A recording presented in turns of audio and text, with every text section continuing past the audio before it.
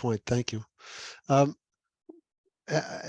Andrew and Scott, this is probably a question for you. Telecoms threaten all the time, we'll sue you, or they kind of make that vague, threat.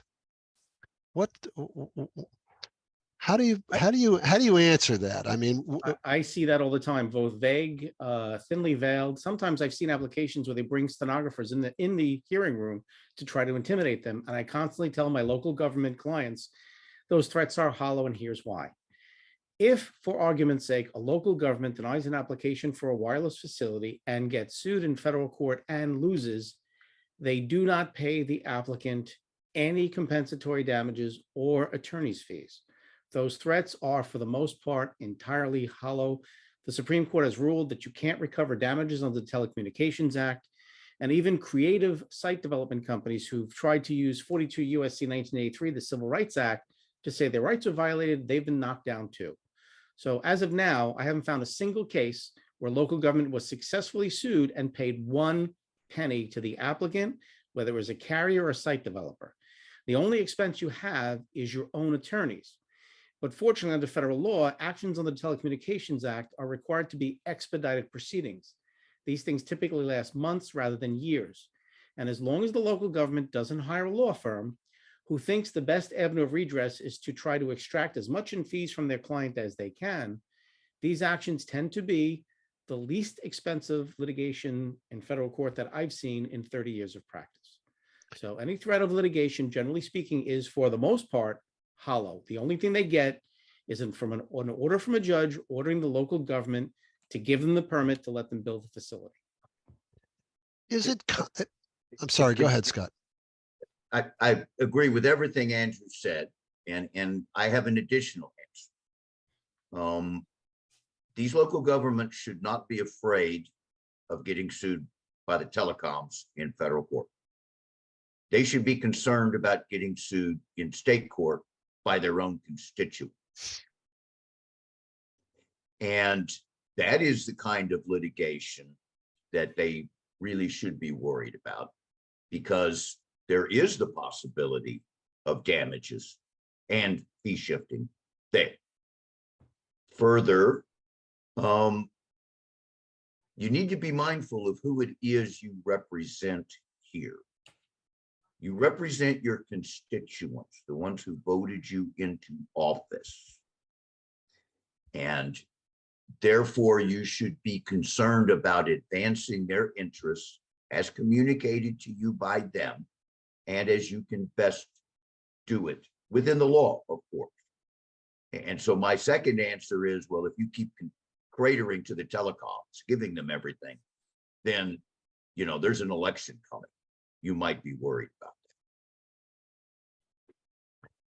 What parts of an antenna antenna application are most likely to contain false information? I love that question. It's an interesting one. Assuming you're looking at an application, where is it most likely that they're going to stretch the truth or, otherwise that's a softball for me. Can I take that one? Would you mind?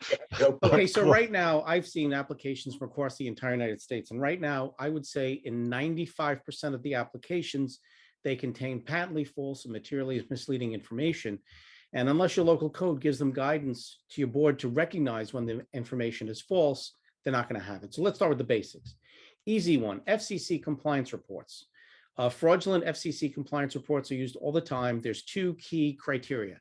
Number one, they'll prepare a FCC compliance report where they allege that they'll be FCC compliant, meaning that the radiation levels won't exceed the limits set by the FCC, but they will refer to the wrong sets of limits. They'll be talking about the occupational exposure limits and not the general population exposure limits. But the more common scam they pull is the false minimum distance factor. So what does that mean? When they prepare an FCC compliance report, they talk about the level of radiation to which the facility is going to expose members of the general public, but it doesn't exist yet, so they can't measure it. So what they do is a mathematical calculation. The critical starting point for that calculation is the minimum distance factor. How close will anyone be able to get to the transmitter? And to prepare a false FCC compliance report, all they have to do is start with a false minimum distance factor. And that will create a calculation which will reflect that the actual radiation will be substantially lower than it will actually be, number one. Number two, false propagation maps is the rule around the exception. They will use, instead of giving local governments actual probative data like drive test data or denial of service records to prove either a significant gap or a capacity deficiency, they will use software programs like ATOL to prepare propagation maps.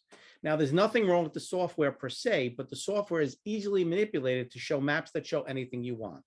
And in 95% of the cases, they show patently false propagation maps. This is not unusual. They've been submitting false data to the FCC for years, so much so that in 2020, the FCC staff recommended to the FCC that they not accept propagation maps from the wireless industry anymore without hard data like drive test data. In addition, they'll submit material misleading visual impact analysis. They'll take photographs showing a local board what the facility is going to look like and the adverse aesthetic impacts it's going to inflict. But they always omit photographs taken from the closest homes who will suffer the worst impact. So it's easy to spot false and misleading information submitted in support of applications because it's in 95% of all applications being filed today. Let me follow up. There's other areas where there is false, misleading information. A lot of it is the information that is not there. I quite often find that their pictures, their maps, their narrative representations somehow forget to memorialize that there's a school within 200 feet. They quite often fail to recognize where other nearby facilities are.